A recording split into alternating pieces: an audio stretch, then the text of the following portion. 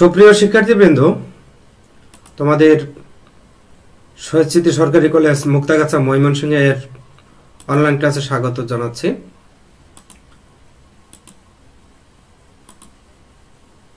বিশেষ করে স্নাতকোত্তর শেষ পর্বে অধ্যয়নরত শিক্ষার্থীদের জন্য আজকের ক্লাসের এই আয়োজন। আমি আছি তোমাদের সাথে এস.এম. আনোয়ারুজ্জামান, প্রভাষক, বাংলা বিভাগ, শহীদ স্মৃতি সরকারি কলেজ মুক্তাগাছা ময়মনসিংহ। আমরা তোমাদের বাংলা উপন্যাস কোর্স নিয়ে কথা বলছিলাম এবং বাংলা উপন্যাসের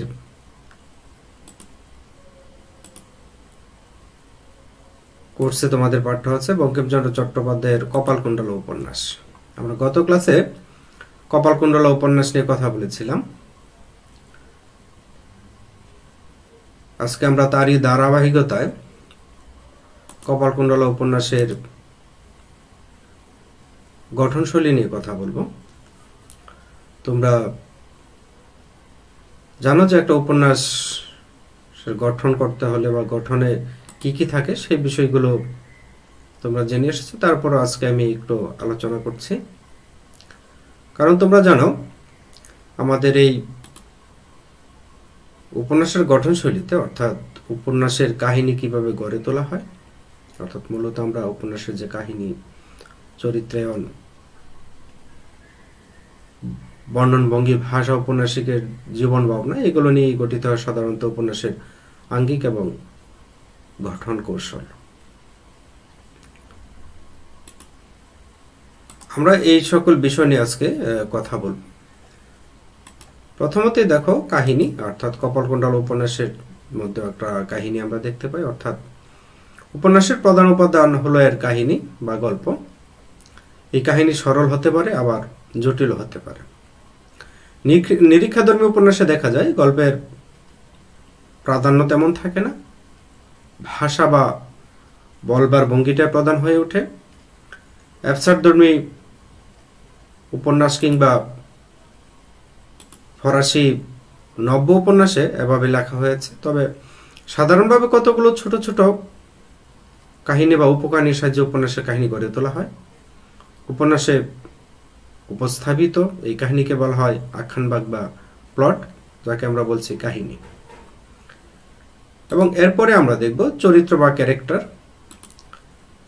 চরিত্র উপন্যাসের দ্বিতীয় উপাদান হলো চরিত্রায়ন। চরিত্রের আচার আচরণ ও ক্রিয়া প্রতিক্রিয়ার মধ্যে দিয়ে গড়ে ওঠে উপন্যাস। উপন্যাসে এক বা একাধিক চরিত্র থাকতে পারে বা থাকে, কারণ এই উপন্যাসে আমরা জীবনের পূর্ণাঙ্গ কাহিনী পেয়ে থাকি। এর কোনোটি হবে প্রধান চরিত্র, আদৌ কোনো প্রধান চরিত্র থাকবে কিনা সেটি নির্ভর করে উপন্যাসিকের উপর। চরিত্রগুলো যেসব ঘটনা ঘটায় সেসব ঘটনার মধ্যে দিয়ে উপন্যাসের কাহিনী অগ্রসর হতে থাকে। চরিত্রের বিকাশের মধ্যে দিয়ে উপন্যাসের কাহিনী বিকশিত হয়, উপন্যাস পরিণতির দিকে এগিয়ে যায়। উপন্যাস হচ্ছে শুরু থেকে শেষ পর্যন্ত এই ক্রমবিকশিত চরিত্রের কাহিনী। এবং তারপর আমরা দেখব যে দৃশ্য বা পরিবেশ, সেন্স অর সেটিং। উপন্যাসে আমরা জানি নানা পারিপার্শ্বিক পরিবেশ থাকে, পরিবেশে ভূমিকা থাকে, নানান দৃশ্য বা পরিবেশ থাকে, বিভিন্ন টুকরো টুকরো দৃশ্য বা পরিবেশের সমন্বয়ে উপন্যাসের কাহিনীকে গেঁথে তোলেন উপন্যাসিক। চরিত্রের মনোভাব, আচার আচরণ, গতি প্রকৃতির উপর নির্ভর করে গড়ে ওঠে এই পরিবেশ। আমরা বঙ্কিমচন্দ্র চট্টোপাধ্যায়ের উপন্যাসে আমরা এরকম কিছু বিষয় দেখব, যে নৈসর্গ চেতনা আমরা তার উপন্যাসে দেখতে পাই। এই নৈসর্গিক চেতনা আমরা তার উপন্যাসে দেখে থাকি। অর্থাৎ সেখানে আমরা দেখব যে বঙ্কিমচন্দ্রের উপন্যাসে নদী বা সমুদ্রের প্রেক্ষাপট রয়েছে, জলাধারের ভূমিকা রয়েছে, অরণ্য বা পর্বত, পুষ্পরাজি, প্রকৃতির অঙ্গনে প্রাণের লীলা ইত্যাদি বিষয় আমরা তার উপন্যাসে দেখতে পাই। তারপর আছে আমাদের বর্ণন ভঙ্গি। বর্ণন ভঙ্গিটা হলো বর্ণনা রীতি, অর্থাৎ উপন্যাসের এটি আরেকটি উপাদান। উপন্যাসে আমরা যে দৃশ্য, পরিবেশ বা কাহিনীর কথা পাই তা বিভিন্ন ভঙ্গির সাহায্যে নির্মাণ করা হয়। কোথাও চরিত্র নিজের ভাষায় গল্প বলে যান, আবার কোথাও উপন্যাসের কাহিনী বর্ণনা করেন, আবার কোথাও থাকে তথ্য, কোথাও উপন্যাসিকের আবেগময় কাব্যিক ভাষায় কাহিনী কাঠামো গড়ে তুলে থাকেন। এবং তারপর আমরা দেখব যে ভাষা, উপন্যাসে ভাষা বা ডিকশন থাকে, এবং সেই ভাষা বর্ণনটাও আমরা যদি খেয়াল করি দেখব যে ভাষা হচ্ছে উপন্যাসের সবচেয়ে গুরুত্বপূর্ণ উপাদান, কারণ এই ভাষার সাহায্যেই আমাদেরকে ধরে রাখা হয়। অর্থাৎ কেননা উপন্যাস লেখা হয় ভাষার মাধ্যমে, ভাষা দিয়ে বর্ণনা করা হয় সবকিছু, সৃষ্টি করা হয় বিশেষ বিশেষ পরিবেশ। যথাযথ স্থানে যথার্থ ভাষার ব্যবহার না থাকলে উপন্যাস হয়ে ওঠে না। অর্থাৎ উপন্যাসিক তার চরিত্র অনুযায়ী ভাষা দিয়ে থাকেন। উচ্চ শ্রেণীর জন্য এক ধরনের ভাষা, নিম্ন শ্রেণীর চরিত্রের জন্য এক ধরনের ভাষা প্রয়োগ করে থাকেন। এবং সর্বশেষে আমরা যে বিষয়টি দেখব সেটা হল উপন্যাসিকের জীবন ভাবনা।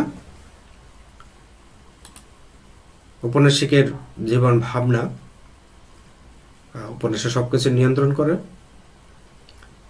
এবং এই লেখকের জীবন দর্শনই তার লেখার মধ্যে প্রকাশ পেয়ে থাকে। লেখক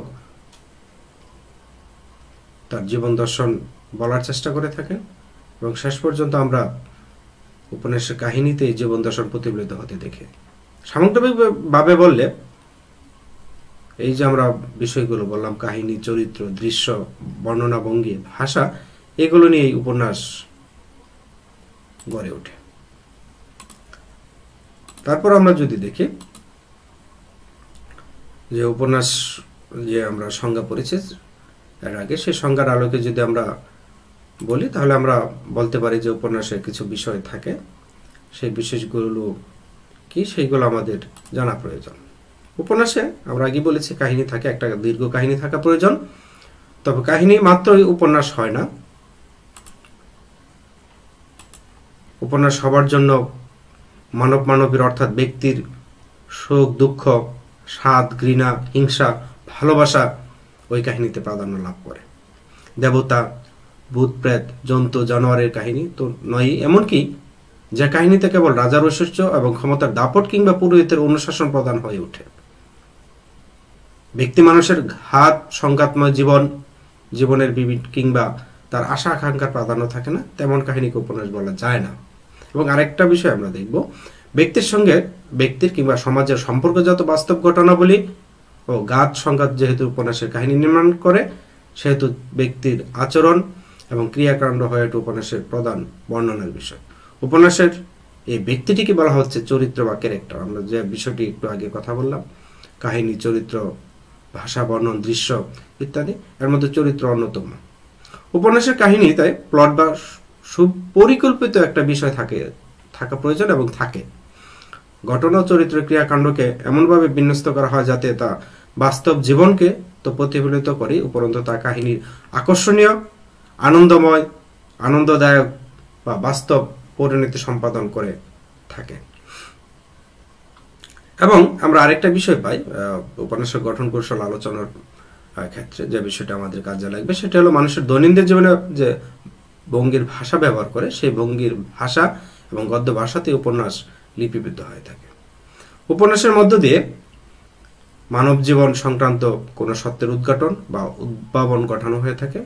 তাই সার্থক উপন্যাস পাঠ করলে পাঠক মানব জীবন সংক্রান্ত কোনো সত্যকে গভীরভাবে উপলব্ধি করতে পারেন। এভাবে উপন্যাস শিল্প মানুষের মন এবং মননকে প্রসারিত, গভীরতা স্পর্শ করে তোলে। এবং আমরা যে কথা বলছিলাম যে উপন্যাসিকের জীবন দর্শন, সেই বিষয়টি প্রকাশ করার চেষ্টা করে থাকে।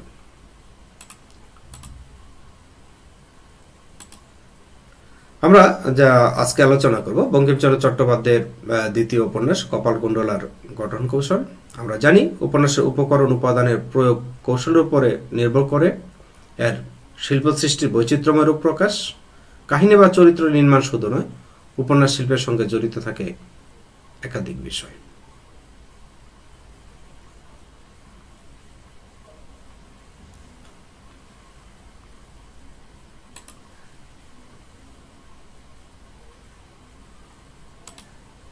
আমরা কপালকুণ্ডলা উপন্যাস নিয়ে কথা বলছি। কপালকুণ্ডলা উপন্যাসের গঠন কৌশলে নতুনত্ব রয়েছে এবং এই নতুনত্বর কারণেই তিনি স্মরণীয় হয়ে আছেন বাংলা ঔপন্যাসিক হিসাবে। এবং আমরা দেখব বঙ্কিমচন্দ্র চট্টোপাধ্যায় এই কপালকুণ্ডলা উপন্যাসে গ্রন্থের প্রতিটি পরিচ্ছেদে পূর্ববর্তী লেখকদের রচনা উদ্ধৃত করে কাহিনীর পূর্বাভাস দান করেছেন। কাহিনীর বয়নে বা বর্ণনে জটিলতার সৃষ্টি করলেও সহজভাবে লেখক কাহিনীকে টেনে নিয়ে গেছেন। কপালকুণ্ডলা উপন্যাসের কালগত ঐক্য ধীরবদ্ধ। মাত্র 1 বছরের কিছু বেশি সময়ের ঘটনা এখানে বর্ণিত হয়েছে। পটভূমি নির্বাচনে বঙ্কিমচন্দ্র চট্টোপাধ্যায় সমুদ্র তীরবর্তী অঞ্চল সপ্তগ্রাম দিল্লিকে গ্রহণ করেছেন, যে কথা বলেছিলাম তোমাদের, যে কাহিনীর জন্য প্রকৃতির ভূমিকা রয়েছে। সে প্রকৃতি হিসাবে সমুদ্র তীরবর্তী অঞ্চল এবং এখানে সপ্তগ্রামের ভূমিকা রয়েছে। এবং কপালকুণ্ডলার চরিত্র ও কাহিনীর সঙ্গে সমুদ্র তীরবর্তী বনভূমি, সপ্তগ্রামের বনভূমি অত্যন্ত সুন্দর পরিবেশ সৃষ্টি করেছে। পরিচ্ছেদের পর পরিচ্ছেদ নাটকীয়তা চমক দান উল্লেখযোগ্য। সর্বাপেক্ষা দৃষ্টি আকর্ষণ করে এই গ্রন্থের ভাষাভঙ্গি। আমরা গঠন কৌশলে যে ভাষাভঙ্গির কথা বলেছিলাম, সেই ভাষাভঙ্গিও এখানে গুরুত্বপূর্ণ ভূমিকা পালন করেছে এবং দৃষ্টি আকর্ষণ করেছে। বঙ্কিমচন্দ্রের কবির হৃদয়ে বাণী মূর্ছনা ঝরে পড়েছে কপালকুণ্ডলার প্রতিটি ছত্রে। তার ফলে কাব্যের পরিবেশের মতো সমস্ত কাহিনীটি পাঠকের মনকে সুদৃঢ় স্বপ্নলোকে টেনে নিয়ে গেছে। সংযত বাক্য রচনা বঙ্কিম এখানে কৃতিত্ব দেখিয়েছেন। নির্জন সমুদ্র তীরে কপালকুণ্ডলার উক্তি যদি আমরা খেয়াল করি, পথিক তুমি পথ হারিয়ে আছো, সমগ্র পরিবেশটিকে কাব্যতময় মণ্ডিত করেছে। এবং মতিবিবির কাছে নবকুমার পরিচয় দানের পর মুহূর্তেই আমরা একটা বাক্য দেখব, যে প্রদীপ নিভিয়া গেল। এই সংক্ষিপ্ত বাক্যটি ব্যবহার করে বঙ্কিমচন্দ্র যথার্থ নাটকীয় চমক সৃষ্টি করেছেন এবং রসবোধের পরিচয় দিয়েছেন। এবং এই কপালকুণ্ডলা উপন্যাসের শেষ পরিচ্ছেদে আমরা দেখব বঙ্কিমচন্দ্র কবিত্ব শক্তি এবং নাটকীয় রস পরিবেশন দক্ষতা এবং সংযত বাক্য প্রয়োগে গভীর ভাব প্রকাশ করেছেন। এবং কপালকুণ্ডলা উপন্যাসে কয়েকটি স্বপ্ন বৃত্তান্ত আছে এবং আমরা দেখব যে 4র্থ খণ্ডের 3য় পরিচ্ছেদে কপালকুণ্ডলার স্বপ্ন দর্শনটি তাৎপর্যপূর্ণ। স্বপ্নে কপালকুণ্ডলা দেখছে সে এক ব্রাহ্মণ বেশে কপালকুণ্ডলা নৌকা নিমজ্জিত করছে। ঘটনাটি যে নিছক স্বপ্ন মাত্র নয়, তার আভাস দিয়েছেন বঙ্কিমচন্দ্র এই পরিচ্ছেদের প্রথমেই। এবং সেখানে বাইরনের উদ্ধৃতি দিয়ে বলেছেন, I had a dream which was not all a dream. আসলে স্বপ্ন বৃত্তান্তটি বঙ্কিমচন্দ্র মনস্তত্ত্ব বিশ্লেষণ কাজে লাগিয়েছে।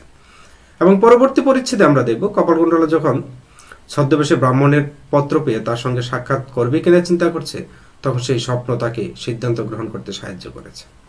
সে স্বপ্নের তাৎপর্য কি? স্বপ্নে ব্রাহ্মণবেশী মহা বিপত্তিকালে আসিয়া তাকে রক্ষা করিতে চাহিয়াছিলেন, অর্থাৎ কার্যেও তাই ফলিয়াছে। এই জাতীয় বিষয় আমরা দেখব। এবং কপালকুণ্ডলা উপন্যাসে আমরা দেখব মনস্তাত্ত্বিক কিছু প্রয়োগ করার চেষ্টা করেছেন। এবং কপালকুণ্ডলা উপন্যাসে কিছু আমরা আপাত দৃষ্টিতে অলৌকিক বিষয় কিছু দেখব। বঙ্কিমচন্দ্র সেগুলোকে অবলীলা ক্রমে বর্ণনা করেছেন। অর্থাৎ কপালকুণ্ডলা প্রতিক্রিয়া যাওয়ার পূর্বে দেবীর কাছে যখন সম্মতি প্রার্থনা করেছে, তখন তার প্রদত্ত বিল্লপত্র প্রতিমাচরণজাত হয়ে অশুভঙ্গিত দান করেছে। এভাবে আমরা দেখব যে উপন্যাসের বঙ্কিমচন্দ্র উপন্যাস গঠন কৌশলে গুরুত্বপূর্ণ ভূমিকা পালন করেছেন এবং দক্ষতার পরিচয় দিয়েছেন।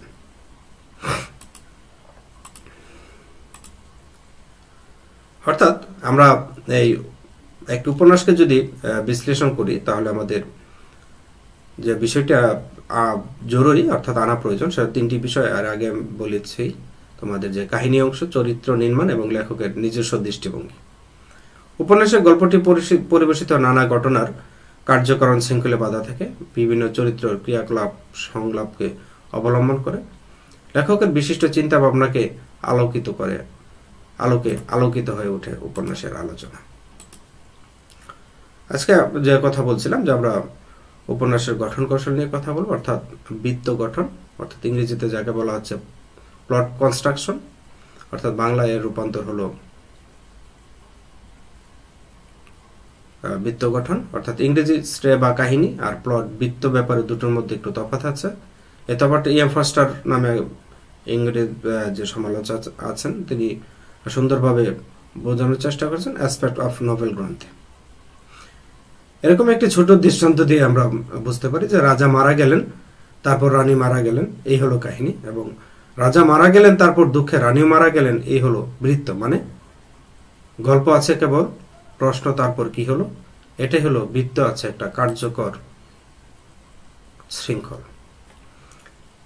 যে কোনো একটা ছোট গল্প বা উপন্যাস লিখতে গেলে তার গল্পটা যে লেখককে মোটামুটি ভাবে আগেই ভেবে নিতে হয়, কিন্তু সেটা ঠিক কিভাবে সাজিয়ে লিখলে পাঠকের কৌতূহল বজায় থাকবে, কার্যকরণ শৃঙ্খল রক্ষিত হবে, গোটা কাহিনীর মধ্যে একটা বাঁধনি থাকবে, এক কথায় তার বিন্যাসকে বলা হচ্ছে বৃত্ত বা গঠন কৌশল। এবং এর মধ্যে কোনো উপকাহিনী থাকবে কিনা সেটাও আগে থেকে নির্ধারণ করতে হবে, এবং এটাও উপন্যাসের বিন্যাসের বা আঙ্গিকের বিষয়। কিভাবে গল্পটাকে বিন্যস্ত করবে লেখক, এটা ভাবতে গিয়ে ঠিক করতে হয় একটা কাহিনী থাকবে নাকি একের বেশি কাহিনী থাকবে। একটি কাহিনী থাকলে সে বৃত্তকে আমরা বলি সরল বৃত্ত। যদি একাধিক উপকাহিনী থাকে তাহলে সেটা আগে থেকে চিন্তা ভাবনা করে নিতে হবে। মানে আমাদের কপালকুণ্ডলা উপন্যাসের মতো আমরা কপালকুণ্ডলা উপন্যাসে একাধিক উপকাহিনী দেখি, তবে সেই গঠনকে বলা হবে জটিল বৃত্ত। আর যদি বেশ কয়েকটি কাহিনীর মধ্যে কোনোটিকে ঠিক প্রধান মনে হয় না, সবগুলোই প্রথমটাতে দেখতে আলাদা বলে মনে হতে হবে, সেই গঠনকে আমরা বলি যৌগিক বৃত্ত। এবং আমরা এই উদাহরণ টানতে পারি শরৎচন্দ্রের শ্রীকান্ত উপন্যাস।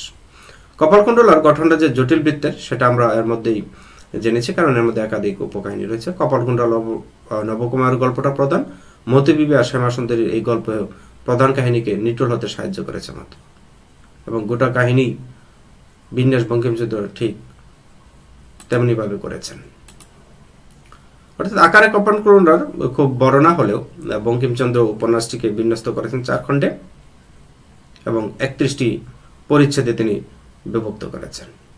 প্রত্যেক খণ্ডে অবশ্য বেশ কিছু পরিচ্ছেদ আছে। আমরা যদি দেখি প্রথম খণ্ডে 9টি পরিচ্ছেদ আছে।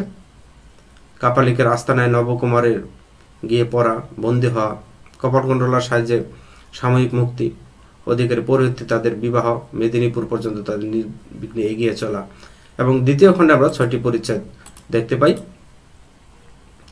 এবং সপ্তগ্রামে প্রত্যাবর্তন, পথে নবকুমারের প্রথমা স্ত্রীর সঙ্গে দেখা, বিনা বাধায় কপালকুণ্ডলা নবকুমারের স্ত্রী হিসাবে গৃহীত, এবং তৃতীয় খণ্ডে 7টি পরিচ্ছেদ পাই, মতিবিবি সংবাদ, আগ্রায় তার প্রতিপত্তির ইতিহাস, সপ্তগ্রামের প্রত্যাবর্তন, এবং চতুর্থ খণ্ডে 9টি পরিচ্ছেদে নাটকীয় ঘটনাপূর্ণ কপালকুণ্ডলার বিরুদ্ধে চূড়ান্ত ষড়যন্ত্র এবং পরিণতিতে দুজনের মৃত্যুর আশঙ্কা।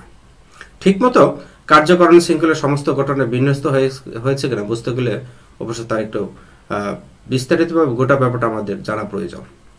প্রথম খণ্ডের প্রথম 2টি পরিচ্ছেদে নবকুমারের নির্বাসনের কাজটা সম্পন্ন হয়েছে। দিগ্ভ্রান্ত যাত্রী নৌকা কোনোমাত্র চড়াই বেঁধে রান্নার উদ্যোগ গ্রহণ করা হলে তা নষ্ট হতে বসেছিল চেলাকাটার অভাবে। অনেকেও রাজি না হয় নবকুমার একাই গিয়েছিলেন কাঠ কাটতে, ফলে জোয়ার আসবার সময় নবকুমারের প্রতীক্ষা আর কেউ করতে পারেনি। এবং এ প্রসঙ্গে আমাদের একটা বিষয় মনে রাখা প্রয়োজন, যে কথাটি বঙ্কিমচন্দ্র নিজে বলেছেন, ইহা শুনিয়া যদি কেউ প্রতীক্ষা করেন, কখনো পরের উপবাস নিবারণার্থে কাষ্ঠ আরোহণে যাইবেন না, তবে তিনি উপহাসপদ, অর্থাৎ তুমি অধম, তাই বলি আমি উত্তম হইব না কেন। অর্থাৎ একের পর একেবারে পরের পরিচিতি কাপালিকের সঙ্গে সাক্ষাৎ হয়ে গেলে গল্পের কোনো চমক থাকে না। তাই তৃতীয় পরিচ্ছেদে নিঃসঙ্গ এবং অসহায় নবকুমারের এমন কষ্ট দেখানো হয়েছে যাতে যে কোনো কারো সন্ধান পেলে সে বেঁচে যায়। চতুর্থ পরিচ্ছেদে কাপালিকের সন্ধান পেয়েছে এবং তাতে সে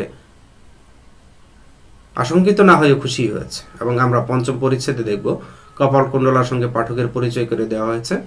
পথ ভোলা পথিকে সে কাপালিকের আশ্রয়ে যেমন পৌঁছে দিয়েছে, তেমনি ষষ্ঠ পরিচ্ছেদে নবকুমারকে বলিদানের জন্য কাপালিক বন্ধন করলেও বাঁধনও কেটে দিয়েছে সে। সপ্তম পরিচ্ছেদে খুব যুক্তিসঙ্গতভাবেই কাপালিককে উঁচু বালিয়ারি থেকে পড়ে যেতে দেখিয়েছেন লেখক, যাতে কিছুদিনের জন্য সে কর্ম না থাকে, এবং কারণ অষ্টম পরিচ্ছেদে অধিকারী নবকুমারকে বিবাহের প্রস্তাব দেবেন এবং নবম পরিচ্ছেদে বিবাহের পর তাকে মেদিনীপুর পর্যন্ত পৌঁছে দেবেন। গোটা ব্যাপারটাই সময় সাপেক্ষ, যেহেতু দ্বিতীয় খণ্ডে মতি বিবিকে দেখানো হয়েছে এবং প্রথম খণ্ডের অষ্টম পরিচ্ছেদে তার উল্লেখ করা হয়েছে। নবকুমারের সঙ্গে মতি বিবির সাক্ষাৎ করানো হবে বলে দ্বিতীয় খণ্ডের প্রথম পরিচ্ছেদে কপালকুণ্ডলার পালকির সঙ্গে না গিয়ে নবকুমারের পদব্রজে যাত্রা করানো হয়েছে এবং মতি বিবি দস্যুর হাতে নিগৃহীত হয়েছে এবং নবকুমারের সাহায্যে সরাইখানায় পৌঁছেছে।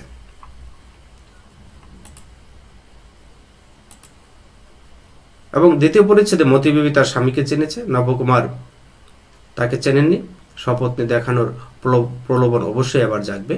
তাই তৃতীয় পরিচ্ছেদে কপালকুণ্ডলাকে দেখেছি মতি বিবি তাকে গহনা দান করে নিজের বৈভব বোঝাতে চেয়েছে, এবং পরের পরিচ্ছেদে সেগুলো ভিখারিকে দান করে কপালকুণ্ডলা তার নিজের চরিত্র বুঝিয়ে দিয়েছেন। যুক্তি অনুসারে এরপর থাকা উচিত একটি অজ্ঞাত কুলশীল মেয়েকে নবকুমারের পরিবারে কিভাবে গ্রহণ করে। পঞ্চম পরিচ্ছেদে সেটাই বঙ্কিমচন্দ্র দেখিয়েছেন, এবং ষষ্ঠ পরিচ্ছেদে দেখিয়েছেন কপালকুণ্ডলার প্রেমে নবকুমার বিহ্বল হলেও কপালকুণ্ডলার কোনো রকম পরিবর্তন নেই। যার কোনো অল্প শক্তিমান লেখক হলে কাহিনী হয় এখানে শেষ হতো, অথবা কপালকুণ্ডলা যে কিছুতেই সংসার মন বসাতে পারছে না, বারবার তার বর্ণনা দিতে আবার বিরক্ত করা হতো। এই একঘেয়েমি এড়াবার জন্য, অর্থাৎ কপালকুণ্ডলাকে সংসারে মন বসাবার জন্য বেশ কিছু সময় নিয়ে বঙ্কিমচন্দ্র গোটা দ্বিতীয় খণ্ডে প্রায় অতিবাহিত করেছেন। অর্থাৎ দ্বিতীয় খণ্ডে প্রায় অতিবাহিত করেছেন নবকুমারের প্রথমা স্ত্রী এবং আগ্রা সম্রাট পরিবার নিয়ে। প্রথম পরিচ্ছেদে দেখিয়েছেন সম্রাট সেলিমের অত্যন্ত কাছের মানুষ হওয়া সত্ত্বেও কেন তাকে উড়িষ্যা পালাতে হয়েছিল, যাতে মেদিনীপুরে নবকুমারের সঙ্গে তার সাক্ষাৎ হয়ে যায়। সেই পূর্বসূত্র, অর্থাৎ যে মতাদখলের লড়াই দেখানো হয়েছে দ্বিতীয় পরিচ্ছেদে, আগ্রার সিংহাসনে মতিবিবি টিকে থাকার কোনো সম্ভাবনা আছে কিনা জানতে তৃতীয় পরিচ্ছেদে সে গিয়েছে শের আফগানের বেগম মেহেরুন্নেছার কাছে। নিজের অস্তিত্বের প্রায় অসম্ভব সে বুঝে গিয়েছে চতুর্থ পরিচ্ছেদে সম্রাট সেলিমের সঙ্গে কথা বলে। অর্থাৎ আমরা যদি দেখি পঞ্চম পরিচ্ছেদে অনিবার্যভাবেই তাকে সিদ্ধান্ত নিতে হয়েছে আগ্রা ত্যাগের। এভাবে আশা হতো মধুচূত ভাগ্যের লড়াইয়ে পরাজিত মতিবির মনে জ্বলসে ওঠে প্রতিহিংসার আগুন। এটাই স্বাভাবিক, তার অধিকারী যে হস্তক্ষেপ করেছে, তার স্বামীকে যে প্রত্যে বরণ করেছে, তাকে সরতে হবে সেখান থেকে, অধিকার ফিরিয়ে দিতে হবে মতিবিবির। সুতরাং পরবর্তী দুটি পরিচ্ছেদে মতিবিবি ফিরে এসেছে পদ্মাবতী হয়ে, অর্থাৎ গাঁট ছাড়া বেঁধেছে কাপালিকের সঙ্গে এবং কপালকুণ্ডলার সঙ্গে। এবং আমরা এই উপন্যাসে দেখি নাটকীয় পরিস্থিতি সৃষ্টিতে বঙ্কিমচন্দ্র যে সিদ্ধহস্ত ছিলেন, চতুর্থ খণ্ডে সেই কাজটি তিনি করেছেন। কপালকুণ্ডলার চরিত্রে অপরিবর্তিত এবং প্রথম পরিচ্ছেদে শ্যামা সুন্দরীর জন্য গভীর বনে সে ঔষধি খুঁজতে গিয়েছে। এ কাজে তাকে দ্বিতীয়বার করতে হয়েছে দ্বিতীয় পরিচ্ছেদে। তখনই কাপালিককে জঙ্গলে সে দেখতে পেয়েছে। ব্রাহ্মণ কুমার বেশি পদ্মাবতী অর্থাৎ কাপালিকের পরামর্শও সে শুনতে পেয়েছে। তৃতীয় পরিচ্ছেদে কপালকুণ্ডলার নৃত্য যেন সে দেখতে পেয়েছে স্বপ্নে। সুতরাং আরেকবার সাক্ষাৎ করার জন্য পদ্মাবতীর পত্র পেয়ে সে জঙ্গলে যাবার সিদ্ধান্ত নিয়েছে। নাটকীয়তার চূড়ান্ত পর্যায়ে পত্র হারানো এবং নবকুমারের তা হস্তগত হওয়া, এবং নবকুমার পঞ্চম পরিচ্ছেদে কাপালিককে তার বাড়িতে ডেকে আনতেও দ্বিধাবোধ করে। ষষ্ঠ পরিচ্ছেদে কপালকুণ্ডলা সম্বন্ধে মিথ্যা অপবাদ দিয়ে মদ্যপান করে কাপালিক নবকুমারকে এমন হিতাহিত জ্ঞানশূন্য করে তোলে যে সপ্তম পরিচ্ছেদে ব্রাহ্মণ কুমার বেশি পদ্মাবতীর সঙ্গে কপালকুণ্ডলার অঙ্গরি বিনিময় দেখতে পেয়ে নবকুমার কপালকুণ্ডলাকে দ্বিচারিণী ভাবে, এবং অষ্টম পরিচ্ছেদে নবকুমারই দেখতে পাই যে আমরা কপালকুণ্ডাকে ধরে বদ্ধভূমিতে নিয়ে যায় এবং অদৃষ্টে পরিহাসের বোধ হয় একই বলে। শেষ পর্যন্ত ব্রাহ্মণ কুমারের পরিচয় কপালকুণ্ডলার মুখে শুনে তার গোর কাটে, কিন্তু নদীর পার ভেঙে কপালকুণ্ডলা জলে পড়ে যায়। উদ্ধার করার জন্য নবকুমারও চাপ দেয়, কেউ আর উঠতে পারেনি।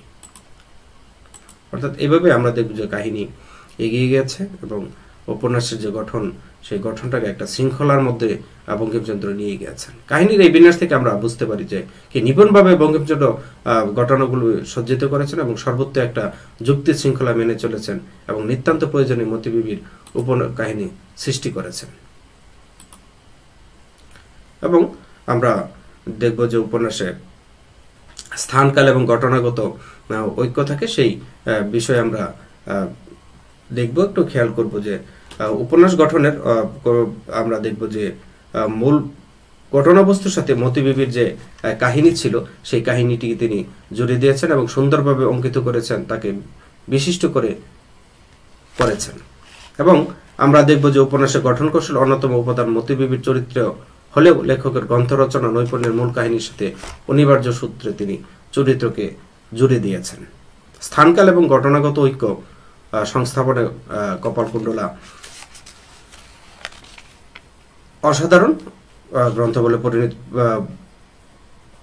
পর্যায়ে পড়েছে, অসাধারণ গ্রন্থে স্থান অর্জন করেছে এবং আখ্যানের বৈচিত্র্যময়তায় জাহাঙ্গীর, খুসরো এবং মেহেরুন্নেছা মুঘল রাজ অন্তপুরের দৃশ্যচিত্র, রাজ অনুগৃহীত আমির উমরাদের জীবনযাপনের লিপিচিত্র মূল কাহিনীর পাশাপাশি ঐতিহাসিক চরিত্রগুলোকে প্রাণবন্ত করে প্রকাশ করেছেন। উপন্যাসিকের জীবন দর্শনে একটা সামগ্রিক রূপ বিবৃত থাকে, তাই মূল কাহিনীর ধারার পাশে সমান্তরাল ভাবে অন্য চরিত্র বা কাহিনীর স্থান হতে পারে, কিন্তু তাতে মূলের ঐক্য বিঘ্নিত না হওয়ার আকাঙ্ক্ষিত। এবং বঙ্কিমচন্দ্র কপালকুণ্ডলার দ্রুত পরিণামমুখী কাহিনী বিন্যাস অত্যন্ত দক্ষতায় মতিবিবিকে সংস্থাপিত করেছেন বা স্থাপন করেছেন। উপন্যাসের রসের সাথে অদৃষ্টবাদকে অপূর্ব সাংকেতিকময়তার সাথে যুক্ত করেছেন। আমরা আগামী ক্লাসে হয়তো কপালকুণ্ডলা উপন্যাসের ট্রেজেডি নিয়ে কথা বলবো এবং এখানে অদৃষ্টবাদ যে ভাগ্যর নিয়তি, সেই নিয়তিটাও তিনি সাংকেতিকতায় যুক্ত করেছেন। কল্পনাচারিতায় কপালকুণ্ডলা চরিত্র নির্মাণ করে তার জীবনে অতিপ্রাকৃত স্বপ্নদর্শন এবং ভাবনীয় নির্দেশ সম্ভাব্য পরিণামের পথে পরিচালিত করেছেন এবং সেই ইঙ্গিত যে পরিণাম ঘটবে সেই ইঙ্গিত তিনি আগে থেকে দিয়েছেন। এবং কাপালিক সদৃশ ভীমকান্ত শ্রীময় ব্রাহ্মণ বেশধারী কপালকে তোমরা রাখো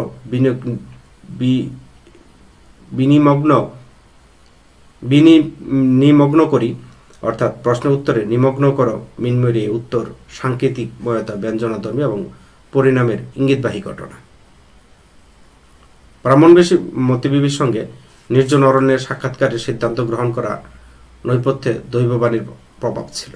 নবকুমারের সাথে বিবাহ এবং মেদিনীপুর যাত্রার প্রাক লগ্নে ভবানীচরণে অভিন্ন বৃক্ষপত্র দান এবং পত্র পতিত হইয়া হওয়া প্রসঙ্গে অশুভ ইঙ্গিত দিয়েছে, অর্থাৎ বিল্লপত্র সেটা অশুভ ইঙ্গিত বহন করেছে। অর্থাৎ নিয়তির অমোঘ প্রভাবে কপালকুণ্ডলার জীবন ট্রাজিক পরিণতির দিকে অগ্রসর হয়েছে। নিয়তির আমরা দেখব কপালকুণ্ডলার বন্ধনহীন অদর্শহীন পঞ্চভূতাত্মক শরীরটিকে জগদীশ্বরীর চরণে সমর্পণ করার জন্য কৃতসংকল্প হয়েছে। অর্থাৎ কার্যকরণ সূত্রে বঙ্কিমচন্দ্র কাহিনী, চরিত্র, পরিবেশকে নিয়ন্ত্রণ করেছেন কুশলী বিন্যাসিত। এবং এই কপালকুণ্ডলা উপন্যাস সম্পর্কে শ্রীকুমার বন্দ্যোপাধ্যায় বলেছেন, উপন্যাসখানি ঠিক একটি গ্রিক ট্র্যাজেডির মতো সরল রেখায় অবিসর্পিত গতিতে সর্বপ্রকার বাহুল্য বর্জিত হইয়া অবশ্যভাবে বিষাদময় পরিণতির দিকে অনিবার্য বেগে ছুটিয়া চলিয়াছে। প্রত্যেক অধ্যায় এক নিগুড় কলাকৌশল নিয়ন্ত্রণ হইয়া কেন্দ্রাভিমুখী হইয়াছে। এমনকি আমরা এই উপন্যাসে দেখব যে সুদূর মোগল রাজধানীর রাজনৈতিক ষড়যন্ত্র, অন্তঃপুরিকাদের ঈর্ষা দ্বন্দ্ব পর্যন্ত বনবাসিনী কপালকুণ্ডলার নিয়তির পর ঝুঁকিয়া পড়িয়াছে। যে অগ্নিতে সে আত্মবিসর্জন করিয়াছে তার ইন্ধন জুগাইয়াছে। এবং আমরা দেখব যে বঙ্কিমচন্দ্র কপালকুণ্ডলা উপন্যাসের কাহিনী সমগ্র গতিধারাকে শোকেশিলী পরিমিত বুদ্ধির সৌন্দর্যে সুষমভাবে বিন্যস্ত করেছেন। এবং এই উপন্যাসের চরিত্র, প্রকৃতি, ভবানী ও দৃশ্যবাদ, কাপালিক প্রভাব সামসে পরিমিতি বর্ধমানে উজ্জ্বল হয়ে উঠেছে। এবং গঠনকৌশলে আমরা আরেকটা জিনিস যে নাটকীয়তা রয়েছে, এক কথা আগেও আমি বলেছি, এবং নাটকীয় উপাদানের উপস্থিতি লক্ষ্য করেছে। উপন্যাসের বর্ণন রীতি, সংলাপ উভয়ই প্রাণ পেয়েছে। বঙ্কিমচন্দ্র বর্ণনার সৌন্দর্যের, বিভৎসতার প্রবৃত্তি এবং সংযম বোধের চিত্র বা ছবি ফুটিয়ে তুলতে অথবা চরিত্রের মানসিকতা, ভাবভঙ্গিমা ব্যক্ত করতে সংলাপের আশ্রয় নিয়েছেন। অর্থাৎ যে ভাষা বা আমরা বর্ণন ভঙ্গি, সেটা আমরা বলতে অত্যন্ত সুন্দরভাবে তিনি এখানে উপস্থাপন করেছেন। সংলাপের এবং সংক্ষিপ্ত প্রয়োগ কৌশলতায় চরিত্রের অন্তলীন ভাবনার সাথে সমগ্র চরিত্রে একটি পূর্ণায়ত মূর্তির প্রকাশ ঘটেছে পাঠকের হৃদয়ে। সংলাপে পরিমতি বোধ উপন্যাসের বিভিন্ন চরিত্রে দেখা গেছে, যে কথা আমি আলোচনার মাঝখানে বলেছি যে সংলাপে পরিমিতি বোধ ছিল। অর্থাৎ আমরা যদি বলি, নবকুমার কহিলেন কেন, কাপালিক কহিল যথার্থ। নাটকের মতো উপন্যাস গতিপ্রবাহ, কৌতূহল সৃষ্টি দ্বন্দ্ব করেছে। আকস্মিকতা, সাংকেতিকময়তার লক্ষণ স্পষ্ট হয়েছে। লেখকের সজ্ঞান, সৃজন কৌশল ট্রাজিক নাট্য পরিণাম দেখানোতেও সে ক্রিয়াশীল ছিল, এটা প্রমাণ। এবং আমরা আরেকটা জিনিস বলতে পারি, এই কপালকুণ্ডলা উপন্যাস বৃত্ত গঠন বা আঙ্গিক গঠনে আঙ্গিক বিন্যাসরীতিতে পরিচ্ছেদের শিরোনামের তাৎপর্য বিশেষ অর্থপূর্ণ ছিল। অর্থাৎ কাহিনী ভাব সৃষ্টিতে নামকরণ মূল্য অশেষ অপরিসীম। কাহিনী এবং চরিত্রের ধারাবাহিকতা এবং স্বরূপ বিশ্লেষণের শিরোনাম সাগর সঙ্গমে, সমুদ্র তটে, সপত্নী সম্ভাষে ইত্যাদি। প্রতিটি খণ্ডের প্রতিটি পরিচ্ছেদে এইসব নামকরণের মধ্যে দিয়ে ঔপন্যাসিক চরিত্রের স্বভাব প্রকৃতিকে আবিষ্কার, কাহিনী বর্ণনা অভিনব রীতির প্রবর্তন করেছেন।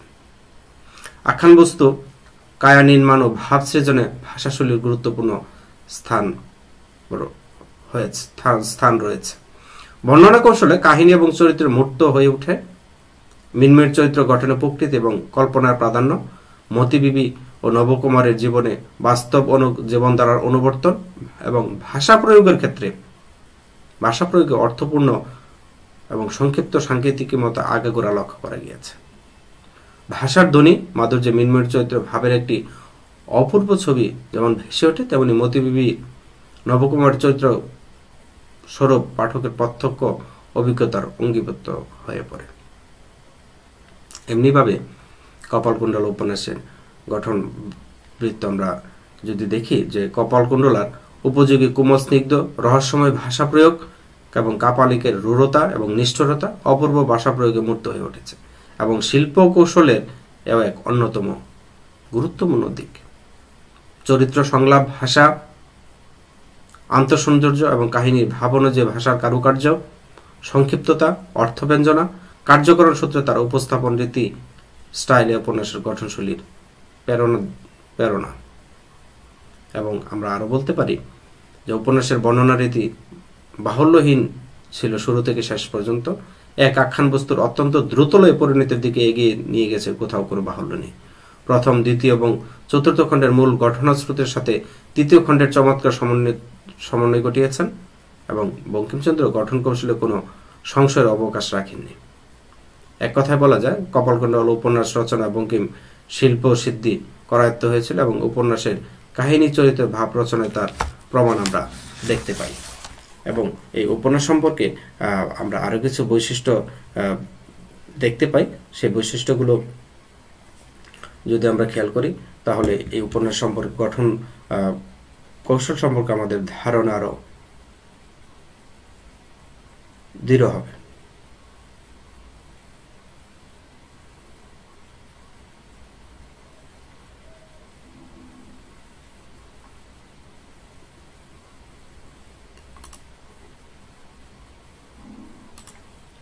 অর্থাৎ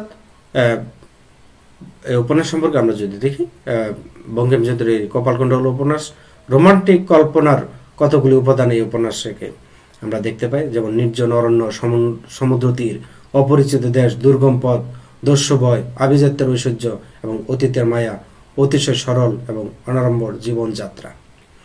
এবং এতে আমরা দেখব যে রোমান্টিক ভাবমণ্ডল রয়েছে এবং নাটকীয় অবস্থা সংকটকে ঘনীভূত করেছে এবং একটি কল্পনা কৌশল, একটা দুর্লঙ্ঘ নিয়তি বা ভবিষ্যতের অবতারণা, যা ট্রেজিক রসকে পরিবেষ্ট করার চেষ্টা করেছে। এবং এই উপন্যাসে দেখব যে কল্পনামুখী কয়েকটি দ্বন্দ্ব অর্থাৎ কন্ট্রাস্ট এবং এন্টিথিসিস প্রচ্ছন্নভাবে বিদ্যমান ছিল। এবং এখানে দেখব যে কপালকুণ্ডলা উপন্যাসে অভিনব সৌন্দর্য সৃষ্টির মূলে যে দ্বন্দ্ব, সেই দ্বন্দ্ব তিনি নির্মাণ করার চেষ্টা করছেন, দ্বন্দ্ব তৈরি করছেন। ওই দ্বন্দ্ব ভাবগত হলেও কাব্যের রূপকলার তাদের মধ্যে বড় কাজে লেগেছে। এবং উপন্যাসের প্রতি পরিচ্ছেদের শিরোনামে আমরা দেখেছি যে একটি করিয়া কবি বচন উদ্ধৃত করেছেন, এবং এটা এই উপন্যাসের রস পুষ্টির পক্ষে অত্যন্ত প্রয়োজনীয় ছিল। এবং এই উপন্যাসের সর্বাধিক কাব্যগুণ আমরা দেখতে পাই, এবং যা তার দীপ্তি কবিত্ব এবং কল্পনার দিব্য স্ফূর্তি হিসাবে বলা যেতে পারে।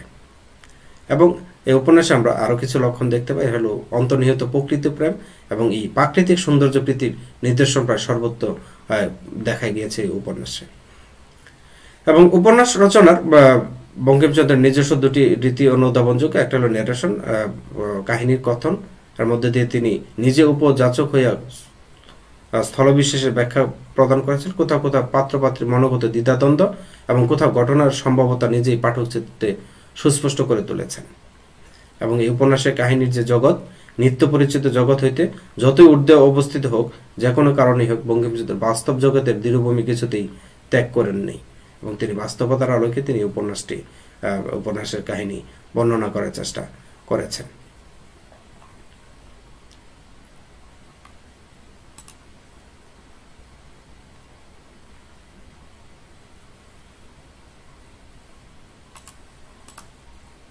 তাহলে এই ছিল মোটামুটি আমাদের কপালকুণ্ডলা উপন্যাসের গঠনশৈলী নিয়ে আলোচনা। তোমরা এতক্ষণ ধৈর্য সহকারে শোনার জন্য তোমাদের ধন্যবাদ জানাচ্ছি। আবার দেখা হবে তোমাদের পরবর্তী ক্লাসে। সে পর্যন্ত ভালো থেকো, সুস্থ থেকো, এবং তোমাদের সুস্থতা কামনা করে আজকের মতো শেষ করছি। আল্লাহ হাফেজ।